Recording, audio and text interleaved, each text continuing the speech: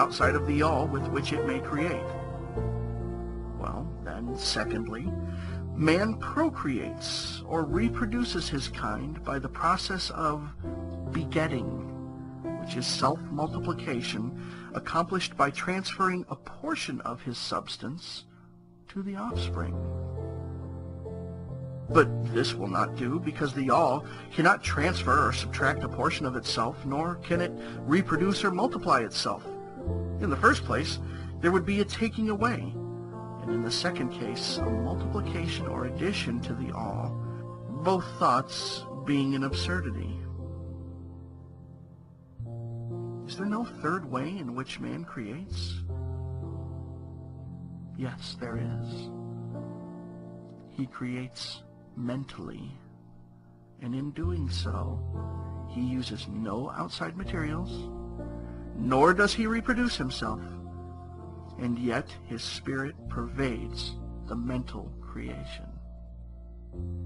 Following the principle of correspondence, we are justified in considering that the all creates the universe mentally, in a manner akin to the process whereby man creates mental images.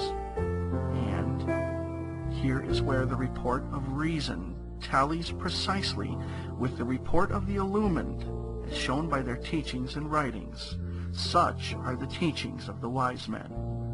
Such was the teaching of Hermes.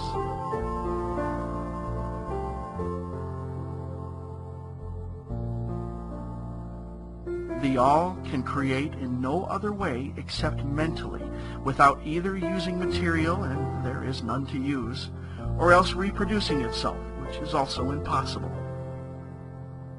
There is no escape from this conclusion of the reason, which, as we have said, agrees with the highest teachings of the illumined. Just as you, student, may create a universe of your own in your mentality, so does the all create universes in its own mentality. But your universe, it's the mental creation of a finite mind, whereas that of the all is the creation of an infinite. The two are similar in kind, but infinitely different in degree.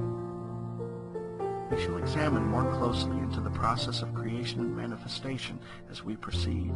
But this is the point to fix in your minds at this stage. The universe, and all it contains, is a mental creation of the all. Verily indeed, all is mind.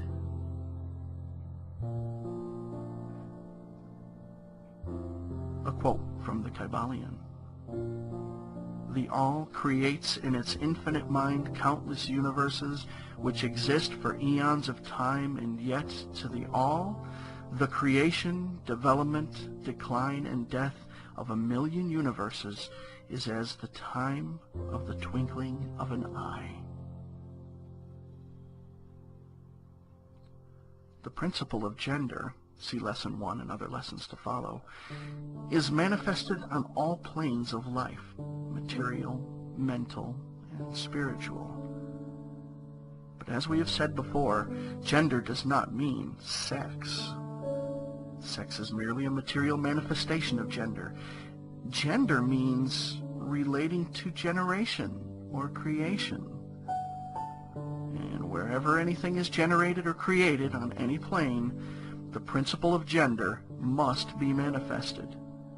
And this is true even in the creation of universes. Now, do not jump to the conclusion that we are teaching that there is a male and female God or creator. That idea is merely a distortion of the ancient teachings on the subject. The true teaching is that the all in itself is above gender, as it is above every other law, including those of time or space. It is the law from which the laws proceed, and it is not subject to them. But when the all manifests on the plane of generation or creation, then it acts according to law and principle, for it is moving on a lower plane of being, and consequently, It manifests the principle of gender in its masculine and feminine aspects on the mental plane, of course.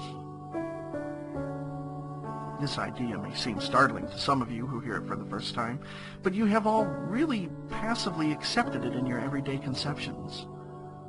You speak of the fatherhood of God and the motherhood of nature, of God, the divine Father, and nature, the universal mother, and have thus instinctively acknowledged the principle of gender in the universe. Is this not so? But the Hermetic teaching does not imply a real duality. The all is one. The two aspects are merely aspects of manifestation. The teaching is that the masculine principle manifested by the all stands, in a way, apart from the actual mental creation of the universe. It projects its will toward the feminine principle, which may be called nature, whereupon the latter begins the actual work of the evolution of the universe, from simple centers of activity onto man, and then on and on still higher, all according to well-established and firmly enforced laws of nature. If you prefer the old figures of thought, you may think of the masculine principle as God, the Father, and of the feminine principle as nature, the universal mother, from whose womb all things have been born. This is more than a mere poetic figure of speech. It is an idea of the actual process of the creation of the universe. But always remember that the all is but one, and that in its infinite mind, the universe is generated, created, and exists.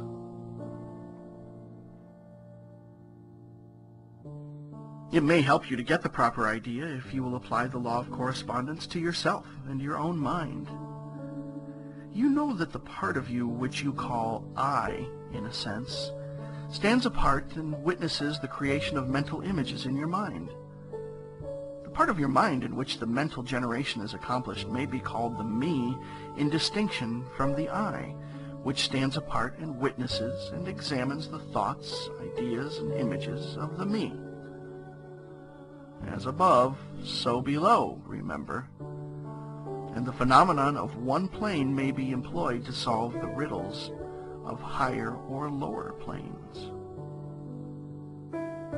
Is it any wonder that you, the child, feel that instinctive reverence for the all, which feeling we may call religion, that respect and reverence for the Father mind? Is it any wonder that when you consider the works and wonders of nature, you're overcome with a mighty feeling which has its roots away down in your innermost being? It is the mother mind that you are pressing close up to, like a babe to the breast.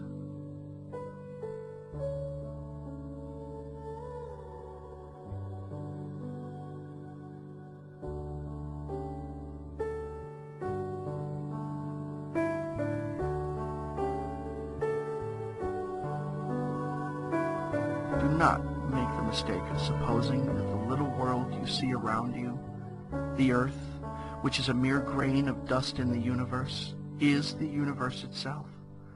There are millions upon millions of such worlds, and greater. And there are millions and millions of such universes in existence within the infinite mind of the all.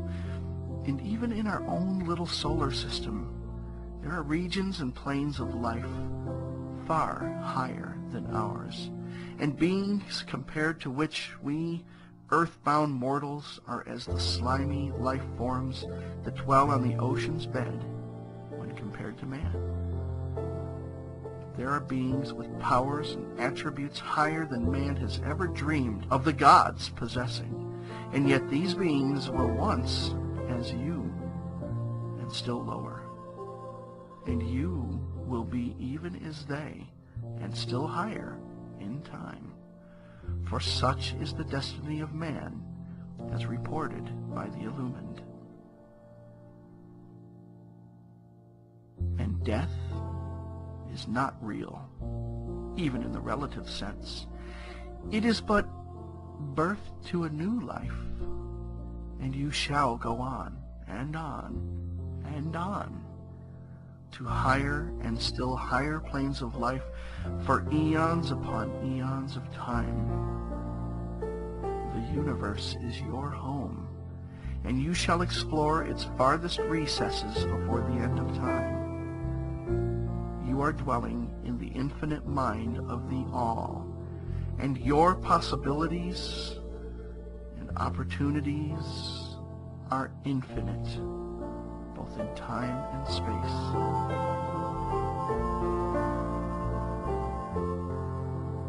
And at the end of the grand cycle of eons, when the All shall draw back into itself all of its creations, you will go gladly, for you will then be able to know the whole truth of being at one with the All. Such is the report of the illumined, those who have advanced well along the path. And in the meantime, rest calm and serene. You are safe and protected by the infinite power of the Father, Mother, Mind.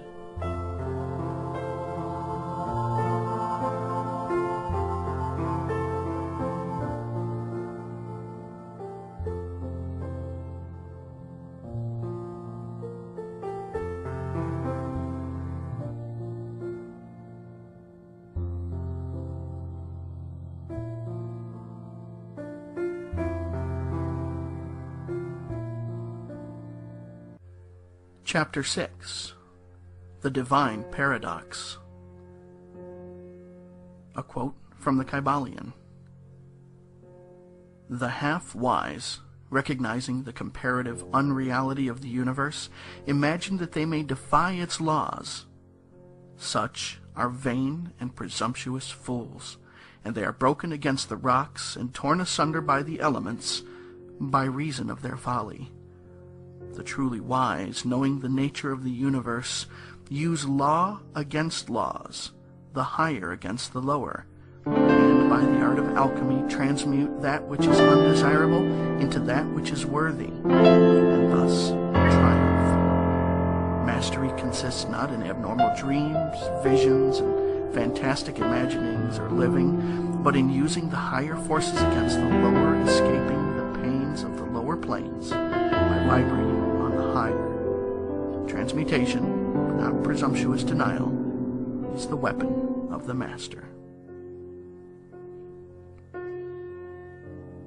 This is the paradox of the universe resulting from the principle of polarity which manifests when the All begins to create. Hearken to it, for it points to the difference between half-wisdom and wisdom. While to the infinite All, the universe, its laws, its powers, its life, its phenomenon, are as things witnessed in the state of meditation or dream. Yet to all that is finite, the universe must be treated as real, and life, and action, and thought must be based thereupon, accordingly, although with an ever-understanding of the higher truth. Each according to its own plane and laws. Were the All to imagine that the universe were indeed reality, then woe to the universe, for there would be then no escape from lower to higher, divineward. Then would the universe become a fixity, and progress would become impossible. And if man, owing to half-wisdom, acts and lives and thinks of the universe as merely a dream, akin to his own finite dreams, then indeed does it so become for him, and like a sleepwalker, he stumbles ever around and around in a circle, making